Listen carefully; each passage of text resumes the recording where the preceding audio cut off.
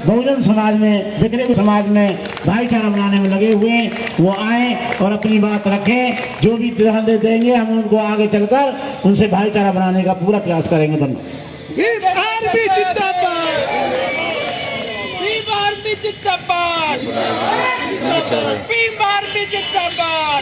शुक्रिया। जय भीम।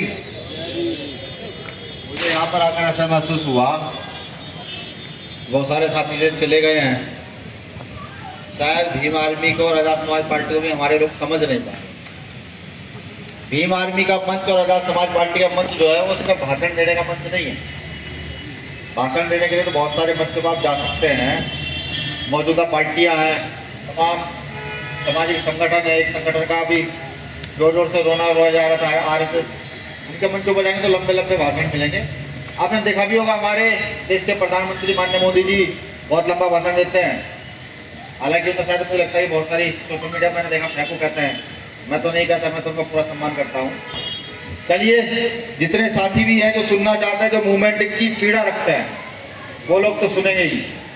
मैं निवेदन ये भी करूंगा कि जो लोग आज भीम आर्मी के माध्यम से मुझे सुन पा रहे हैं, बाहर सड़कों पर बैठे हुए या इधर उधर, वो लोग भी मेरी बातों पर गौर जरूर फरमाएं। सबसे पहले मैं आपको बधाई दूंगा भगवान वाल्मीकि जयंती की, उनके प्रकट उत्सव की, जिसके माध्यम से पूरी दिल्ली के, पूरे देश के अंदर एक बड़ा आंदोलन खड़ा हो रहा है। आज वो समाज जो समाज आंदोलन से दूर था, जिस समाज के हाथ में सिर्फ झाड़ू दिखा करती थी, आज वो आंदोलन में अपनी हिस्सेदारी तय कर रहा है। मैं उस समाज को भी पूरी तहे दिल से बधाई दूंगा और पुनः भगवान वाल्मीकि महाराज की जयंती की आपको हार्दिक बधाई दूंगा। सम्मानित साथियों, क्योंकि आज ये कार्यक्रम जो रखा गया है, मेरा ये मानना है, मैं यहां जब आया तो मैं यही क्या कराया था कि अगर भगवान वाल्मीकि महाराज जी का प्रकाश उत्सव का कार्यक्रम है तो मैं चलूंगा, वरना अभी दिल्ली में मेरे पास समय नहीं है काम करने आने का, क्योंकि और कई राज्य हैं जहां लगातार मजबूती से काम हो रहा है। तो हमारी सीनियर टीम ने कहा कि नहीं, ये प्रकाश उत्सव का ही कार्यक्रम है, बड़े भाई यहाँ आ चुके हैं, आपको भी यहाँ आना अति आवश्यक है। तो मैं आभार व्यक्त करता हूँ यहाँ की प्रदेश कमेटी का, भीम आर्मी आजाद समाज पार्टी की, यहाँ की आयोजक कमेटी का, जो मुझे बुलाया और इतना मान सम्मान। एक लाइन में सभी महापुरुषों को नमन। साथियों, मौजूदा परिस्थिति को मैं सिर्फ समझाने आया हूं। मौजूदा परिस्थिति क्या है?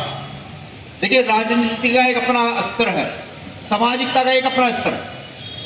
राजनीति हमेशा होती रही है, वो राजतंत्र रहा हो या देश के अंदर लोकतंत्र रहा हो, पूरे विश्व के अंदर जहां जहां भी मानव जाति, जहां जहां भी मनुष्य में राजनीति होती रही है और सामाजिक स्तर पर भी काम होता रहा।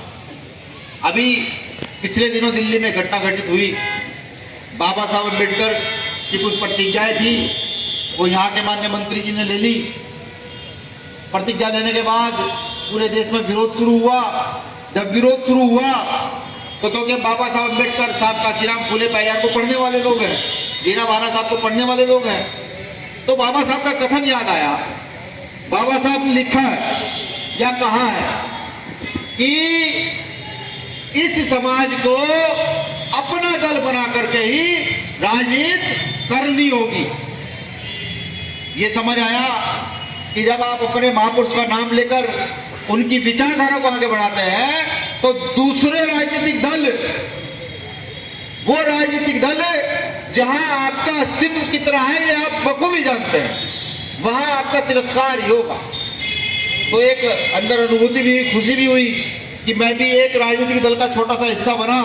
जब उसका गठन हुआ तो उसके संस्थापक सदस्यों में मुझे भी जगह दी गई, ये खुशी हुई। वो कम से कम अपना फूले साहब अम्बेडकर की विचारधारा का दल, ये खुशी हुई।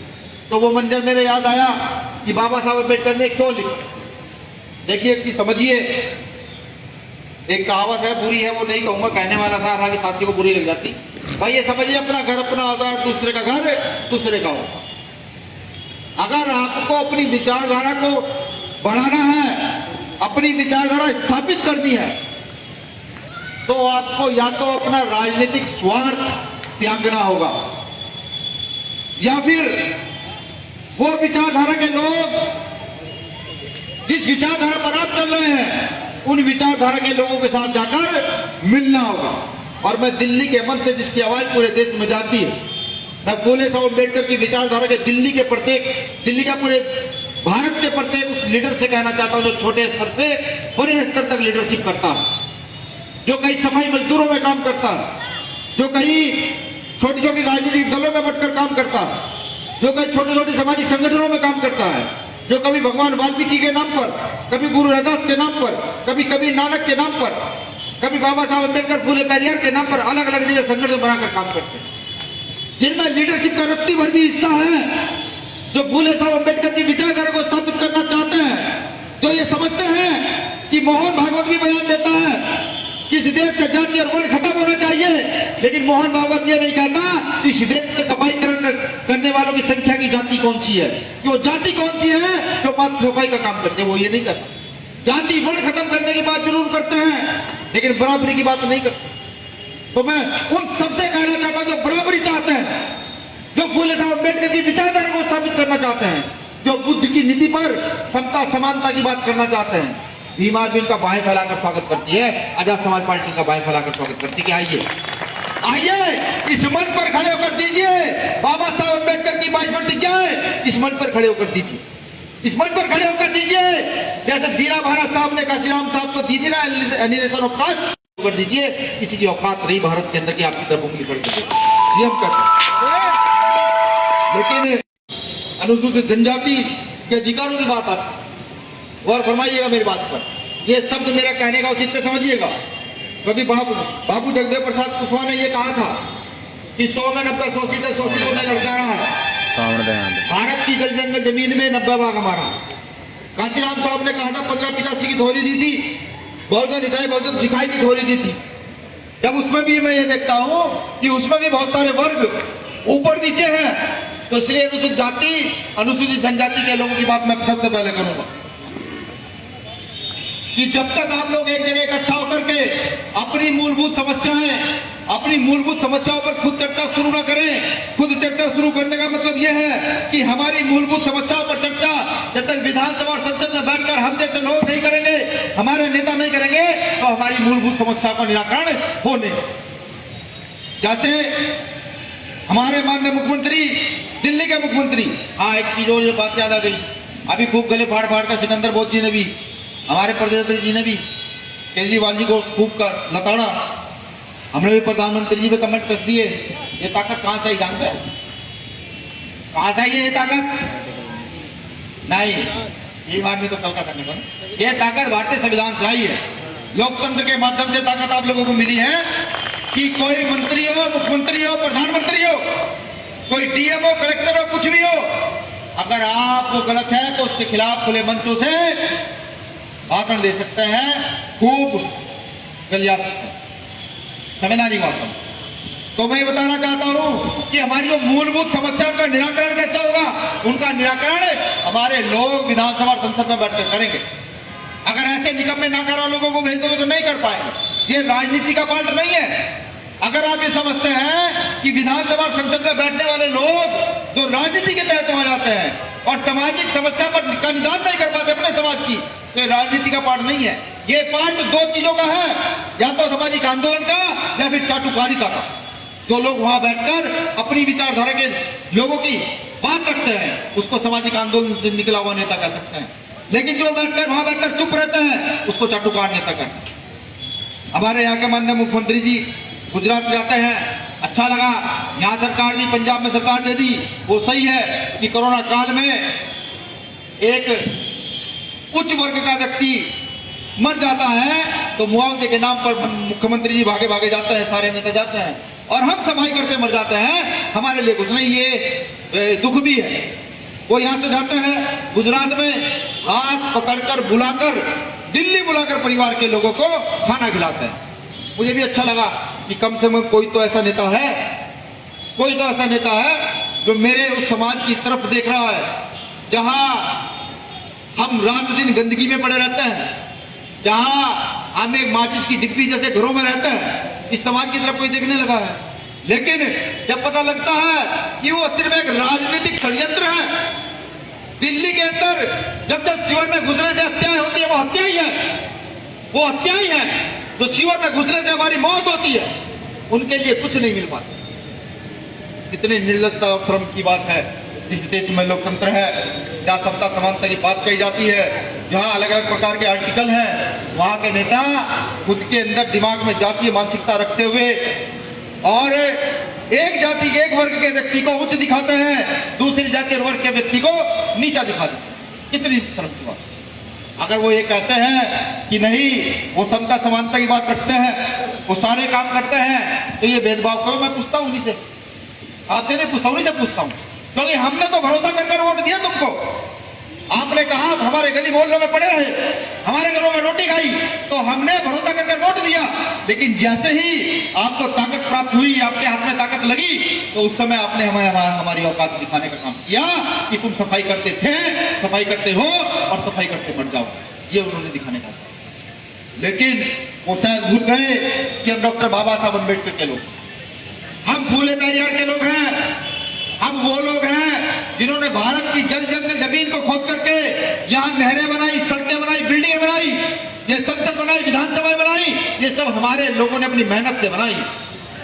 हम वो लोग हैं जिन्होंने यहाँ शिक्षा हासिल करके बाबा साहब अम्बेडकर जैसे लोग पैदा हुए, यहाँ शिक्षा हासिल करके साहब काशीराम साहब जैसे लोग पैदा हुए, यहाँ शिक्षा हासिल करके दीना वाल्मीकि जैसे, ओम प्रकाश वाल्मीकि जैसे क्रांतिकारी सूरवीर पैदा हुए। हम वो लोग, अगर कोई ये समझ बैठा है कि वो हमारा राजनीतिक प्रतिनिधित्व खा लेंगे, कोई ये समझ बैठा है कि हमारे अंदर क्षमता नहीं है, तो भ्रम है। इस दिमाग से अपने भ्रम को निकाले, बिल्कुल निकाले।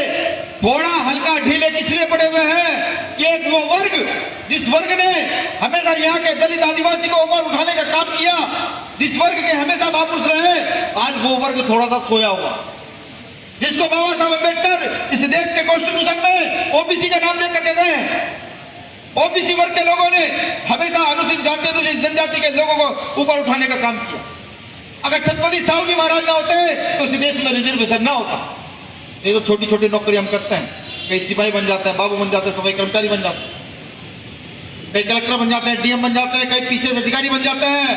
अगर छत्रपति साहू जी महाराज ना होते और 1920 के अंदर वो रिजर्वेशन लागू ना करते तो बाबा साहब उसको कलमबंद ना कर पाते। तो मैं तो सैल्यूट करता हूं उन महाशूरवीरों को जिन्होंने उस समय जहां जातीय धर्म के नाम पर, छुआछूत के नाम पर एक बड़ा दायरा था, तब भी हम लोगों को आरक्षण दिलाने का काम किया। मैं छत्रपति साहू जी महाराज, अरे मैं तो सैल्यूट करता हूं महात्मा ज्योतिबा फूले साहब को, वो भी बैकवर्ड थे, बिल्कुल बैकवर्ड थे कि उन्होंने जब ये देखा, महात्मा ज्योतिबा फूले कमजोर व्यक्ति नहीं थे, कोई कहता हो फाइनेंशियल कमजोर थे, नहीं। महात्मा ज्योतिबा फूले एक इंजीनियर थे, पढ़िएगा कभी उनके विषय में। एक इंजीनियर थे, क्या सम्मान जीवन व्यतीत कर रहे थे, किसी प्रकार की धनबल की कोई कमी नहीं थी, सिर्फ एक घटना ने उनको मोड़ दिया। एक ब्राह्मण मित्र की शादी में चले जाते हैं, पीट के निकाल दिया जाता है कि ये ब्राह्मण के बीच में शूद्र बैठकर खाना कैसे खा ले। ये उस समय की बात है। तो वहां से आने के बाद फूले साहब में परिवर्तन होता है और ना जाने मुझ जैसे संख्यक लोगों को, आप जैसे असंख्यक लोगों को उत्थान की ओर लेकर चलते हैं, शिक्षा की ओर लेकर के चलते हैं, जिसको बाबा साहब अम्बेडकर कलमबंद करते हैं।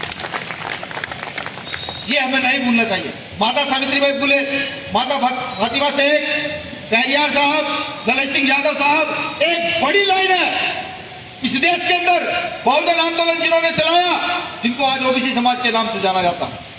हाँ, हालांकि आज सोए हुए हैं, थोड़ा जगाना पड़ रहा है, लगातार चलना पड़ रहा है, तो अनुसूचित जाति, अनुसूचित जनजाति के लोग मजबूती से वो जो एहसान हम लोगों पर हमारे बड़े भाइयों ने किए हैं, ओबीसी समाज के लोगों ने किए हैं, उस एहसान का बदला हम अपनी जान देकर भी उतारने के लिए तैयार हैं। हम इस आंदोलन को चला रहे हैं, मजबूती से चला रहे हैं। मैं तो कहता भी हूं, मेरे ओबीसी समाज के भाइयों, आओ हमें अपने साथ लगाओ और इस देश की शासन सत्ता पर काबिज हो। जैसे फूले पेरियार ने यहाँ किया, ऐसे आप में से भी कोई निकल कर चेहरा सामने आओ और यहाँ पर फूले पेरियार के कारवा को आगे बढ़ाने का काम। अब मैं सीधा सीधा चलता हूं इस देश के मुसलमानों की ओर, जिनको इस देश में ना जाने किस किस नामों से जाना जाता है, जिनके वोट का प्रयोग हमेशा किया गया। पहले लंबे समय तक कांग्रेस के साथ रहे, चलते रहे, अब आम आदमी पार्टी के साथ यहाँ पर हैं और भी राजनीतिक दलों के साथ प्रदेशों में होंगे, लगातार होंगे। लेकिन कुछ ना मैं ये चाहता हूं कि अगर आप इस देश का सर्वे कराएं, अगर आप ये देखें कि इस देश के अंदर मुस्लिम की शैक्षिक नीति कितनी बड़ी है, इस देश में मुस्लिम कितना शैक्षिक हुआ है, ये देखें तो अपने आप को क्रॉस पाएंगे, कुछ नहीं पाएंगे। मैंने कहा, एक संगी से मेरी बहस हुई, उसने मुझे कहा कि मुस्लिम गलत करता है। हमने कहा भाई क्या करता है? मुस्लिम मांस खाता है। हमने कहा मांस तो सब खाते हैं। उन्होंने कहा नहीं वो गलत करता है। हमने पूछा क्या गलत करता है ये तो पता लगे। कहने लगे पूरे विश्व में देख लो। मैंने कहा मेरे पास विश्व की ठेकेदारी नहीं है, ना मैंने भी पूरे विश्व का ठेका लिया, क्योंकि मैं जिस कौम में जन्मा हूं, पहले मेरा काम है उस कौम जो सदियों से छूट रही है उसके उत्थान का कार्य करना। मैंने उसको बताया कि मुस्लिम वो मुस्लिम है कि दक्षिण भारत के अंदर जब ब्राह्मण शूद्रों की महिला के उत्तर नहीं ढकने देते थे, तो उस समय एक मुस्लिम शासक ने 800 को काटकर शूद्रों की महिला को उत्तर ढकने का काम किया था, जिसका नाम टीपू सुल्तान था। मैंने ये उसको बताया, और मैंने ये बताया उसको कि एनसीईआरटी का डाटा कहता है कि इस देश के अंदर 40% मुस्लिम अपने हाथ का कारीगरी से कमाता और खाता है, और इस देश की सेवा अपने हाथ से करता है। 40% डाटा एनसीईआरटी का। मैंने तभी कहा कि भीम आर्मी और आर्य समाज पार्टी का मंच सिर्फ भाषण का मंच नहीं है। भाषण तो बहुत सुनेंगे आप, बहुत सुनेंगे, भारत माता की जय भी बहुत सुनेंगे, लेकिन मैं पूछता हूं जो लोग भारत माता की जय करते हैं, भारत माता की जय होती कैसे है? कैसे भारत माता की जय होती है? अगर तुमने देश को माता बनाया है तो इसकी जय का मुझे निराकरण बताइए, इसकी जय कैसे होगी? मैं अपनी मां की जय करता हूं, लेकिन कब करता हूं? जब मैं उसके पैर दबा लूं, जब मैं उससे पूछ लूं कोई दुख दर्द तो नहीं है मां। अगर तुम भारत को मां मानते हो तो इसकी जय कैसे होगी? चौधरी चरण सिंह का एक बयान है, एक कोट है कि चौधरी चरण सिंह साहब ने हमारे पूर्व मुख्यमंत्री रहे हैं, किसान नेता, उनका एक बयान है। उन्होंने कहा कि भारत की समृद्धि का रास्ता यहाँ के खेतों और खलिहानों से होकर गुजरता है। कोई क्या समझा मुझे नहीं पता, लेकिन जब मैंने वो पढ़ा तो मेरी समझ आया कि खेतों खलिहानों से होकर इसलिए गुजरता है कि खेतों खलिहानों के लोग जो मालिक हैं उनको भी काम करने के लिए मजदूरों की आवश्यकता पड़ती है, और क्योंकि मैं उस वर्ग से आता हूं जहां मजदूरी ही मिलते हम लोगों को, तो मुझे उनकी बात अच्छी लगी कि वाकई इस देश की उन्नति का रास्ता खेतों खलिहानों से होकर गुजरता है।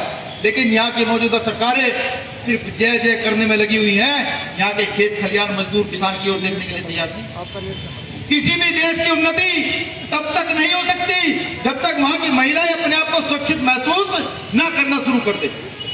किसी भी देश की उन्नति तब तक नहीं हो सकती जब वहां का प्रत्येक नागरिक अपने आप को शैक्षिक, राजनीतिक और आर्थिक मजबूत न समझे।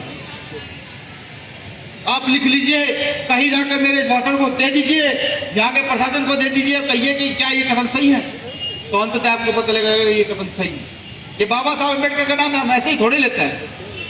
वो कहा है किसी ने जो लोग नहीं बिकते उनके फोटो बिकते हैं।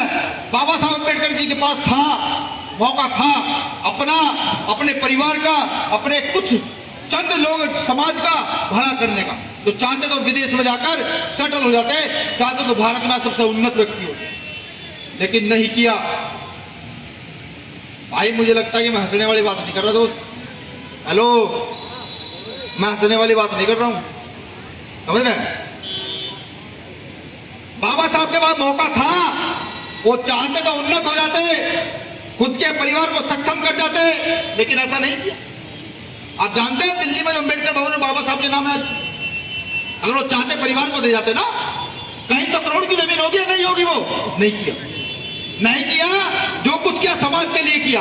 उस समय और भी नेता थे, बाबा साहब अकेले नहीं थे, उस समय और भी नेता थे जिन्होंने कौम को धोखा देते हुए अपने भले के लिए दिशा बदली, मजबूरी के कारण दिशा बदली। मैं आपको बता दूं कि भीम आर्मी जब से खड़ी हुई है इस देश के अंदर 24 राज्यों में भीम आर्मी का संगठन है, और कहीं गलत होता है तो वहां के प्रशासनिक अधिकारी हो चाहे राजनीतिक नेता हो, उसकी इतनी हैसियत नहीं होती।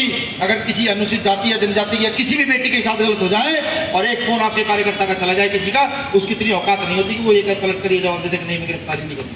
करनी पड़ती है, करनी पड़ती है, क्योंकि अब लोकतंत्र का मतलब सही समझ आया कि लोकतंत्र का सही मतलब क्या है।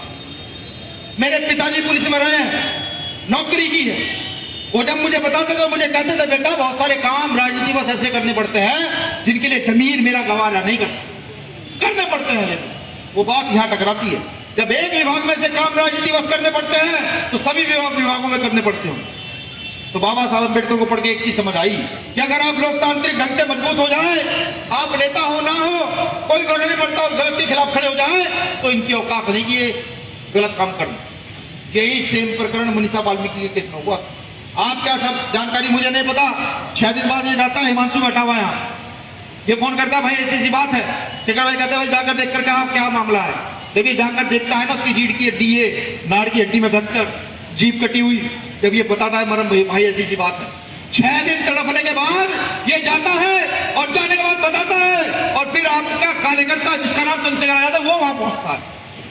उसके पहुंचने पर पूरी राजनीति के पेट में दर्द होता है। कांग्रेस के लीडर जाते हैं।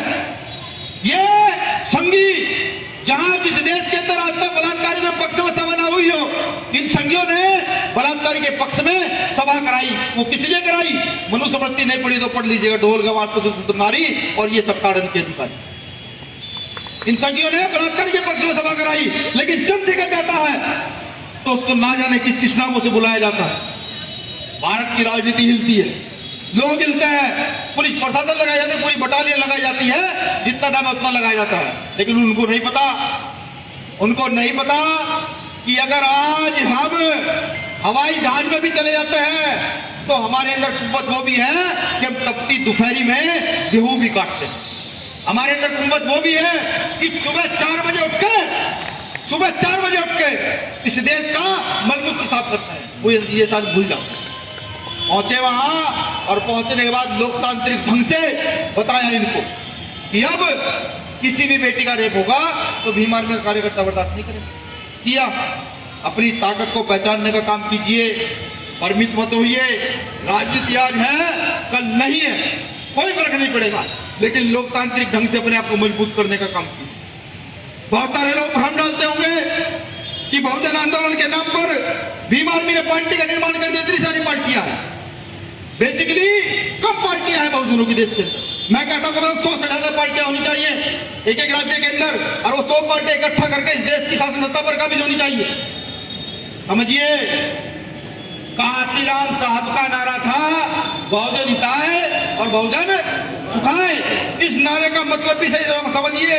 जब मुझसे कहा कि पूछा कि आप जातिवाद करते हैं, आप भीम आर्मी के लोग बड़े जातिवादी हैं, जातिवाद करते हैं, दलितों की बात करते हैं, ओबीसी की बात करते हैं, मुस्लिमों की बात करते हैं, आप सबकी बात क्यों नहीं करते? मैंने उसको कहा कि कांशीराम साहब को पढ़ा था, जो कुछ कहा जाता वो अपने महापुरुषों को पढ़ेगा। मैंने उसको कहा भाई देखो, हम करते हैं 6743 जातियों की इस देश में बात, जो अलग अलग वर्गों में बटी है, जो कहीं मुस्लिम है, कहीं सिख है, कहीं ईसाई है, कहीं बौद्ध है, कहीं पारसी है। हम उनकी 6743 जातियों की बात करते हैं। हम वो ब्राह्मणवादी व्यवस्था, वो जो 3 जातियां इस देश में अपने आप को मुहाने पर समझ बैठी हैं, जो आज भी मनुस्मृति का राज स्थापित करना चाहती है, हम उनकी बात नहीं करते। हम 6743 जातियों को एकजुट करना चाहते हैं। और लोकतंत्र ये कहता है कि अगर आप बड़े हैं, आप ज्यादा लोगों को सुधार करना चाहते हैं, तो आप ही मुख्य व्यक्ति है, मुख्य केंद्र बिंदु है। ये चीजें समझाई, ये चीजें उनको तो समझ आ रही हैं, ये मेरी कौम को समझ नहीं आ पा रही, बिल्कुल समझ नहीं आ पा रही। आप क्या समझते हैं? वो 22 प्रतिज्ञाएं, और उस 22 प्रतिज्ञा के बाद की जो प्रतिक्रिया है, और उसके बाद की जो प्रतिक्रिया हम लोगों की थी, वो क्या? वो हमारे लोगों के प्रति भावनाएं हैं।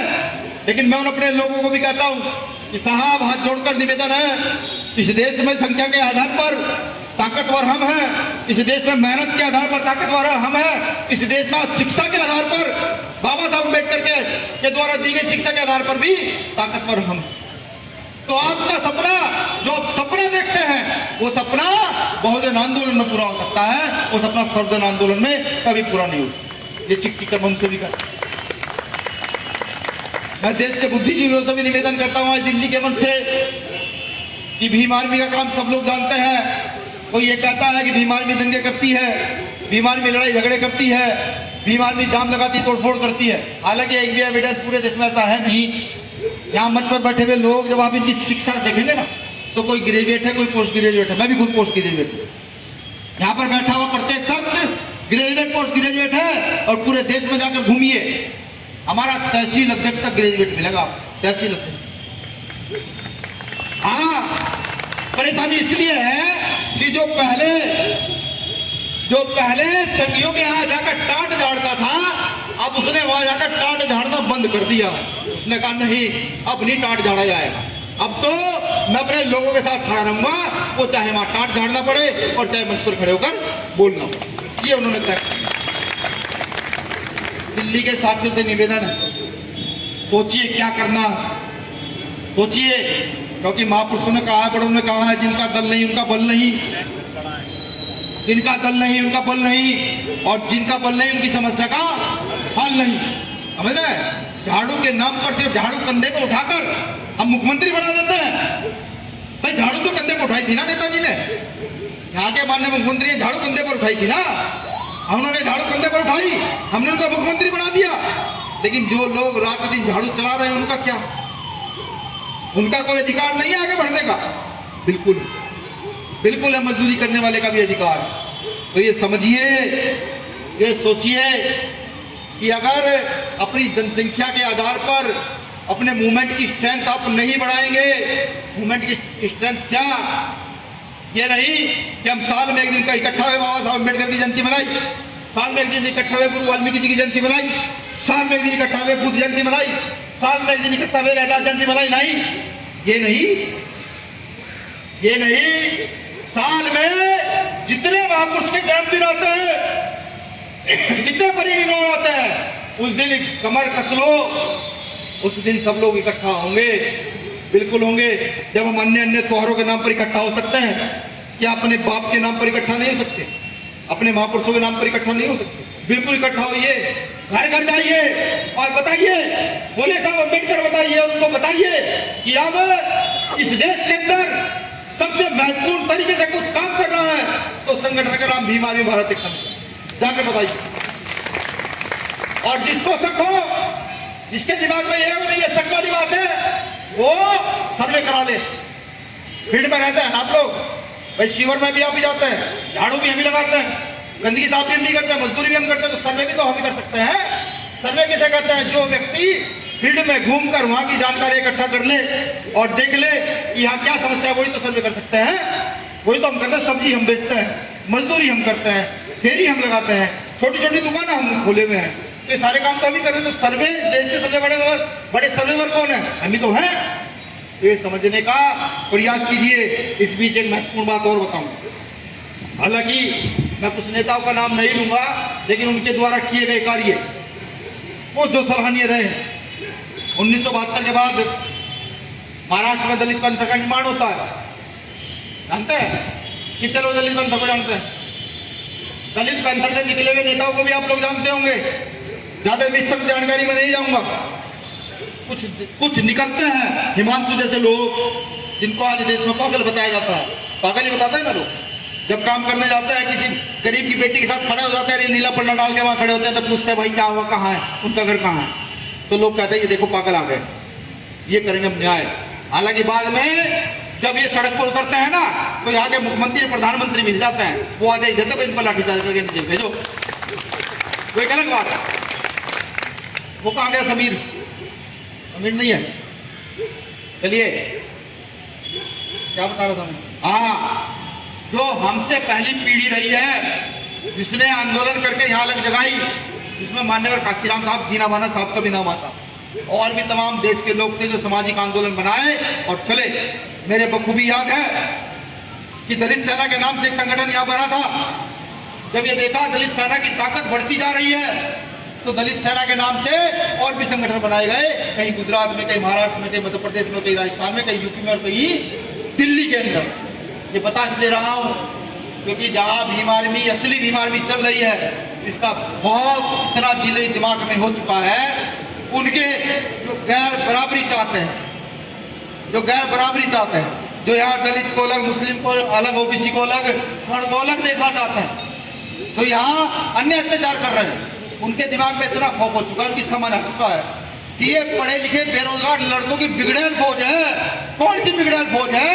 जैसे कभी बाबा साहब अम्बेडकर ने सीधी लाइन खींची थी, जैसे फूले पेरियार ने सीधी लाइन खींची थी, कि अगर इनको रोका ना गया, इनका इलाज ना किया गया, तो ये तो तय है 10 साल नहीं तो 15 साल ये दिल्ली की गद्दी पर नीला झंडा जरूर खड़ा कर देंगे, ये तो तय है।